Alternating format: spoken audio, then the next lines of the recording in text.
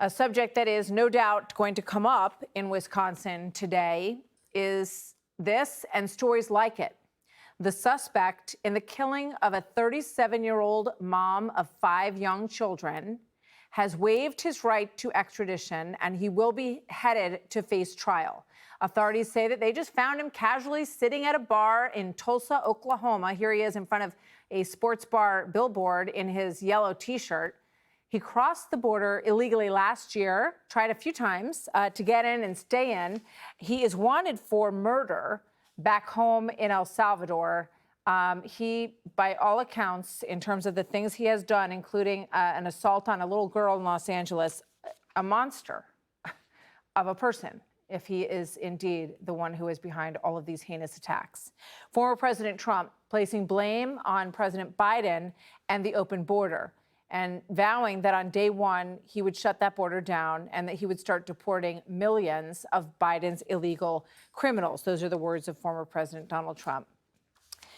I'm grateful to be joined by Patty Morin, the mother of Rachel Morin, who was tragically killed. She was just out for a jog at a place that she used to run all the time in Maryland, the Ma and Pa Trail. And she joins me now. Patty, my condolences for the loss of your daughter. I'm so sorry to you and your family for what has happened. Thank you. I appreciate that. You know, I want to put up the cover of the New York Post. It has a beautiful picture of your daughter, and the headline is "Open Border Killer." And I wonder, you know, obviously your loss is first and foremost, but now that they have arrested this individual, when you see a headline like that, "Open Border Killer," what goes through your mind, Patty? A couple of things. One, they're using my, and this is going to, I don't know how this is going to come across, Okay. But I'll just say it the way it is. They're using my daughter like a political flag. Okay. And I don't want to underestimate the importance of what's going on at the southern border. We're almost 2,000 miles away from it, and we've had 2 murders in the county that I live in and Rachel lived in. So it has come all the way up, halfway up from the southern border, the United States. But with that said, I don't want them to take my daughter's name and put it on a flagpole for a political reason, because she's more than just a statistic. She was a mother and a daughter and someone that was very dearly loved. And I don't want to reduce her life to just a political name, if that makes sense. Of course it does. And I don't think that people, when they hear these murders caused by illegal immigrants, you know, they would use it for whatever side they're on. And it kind of devalues the life of the person.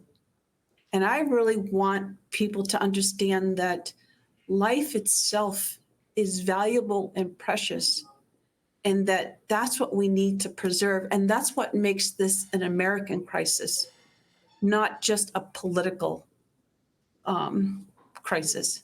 Does that make sense?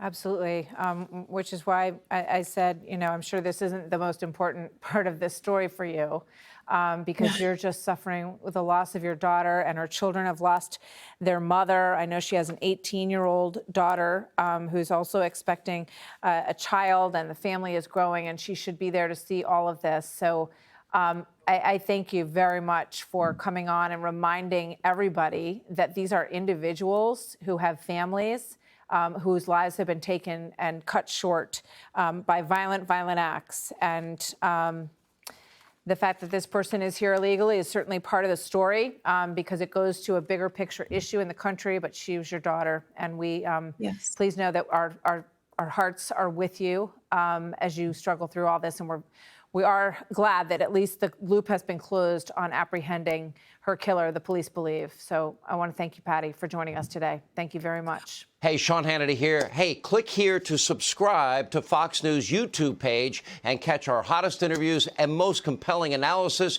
You will not get it anywhere else.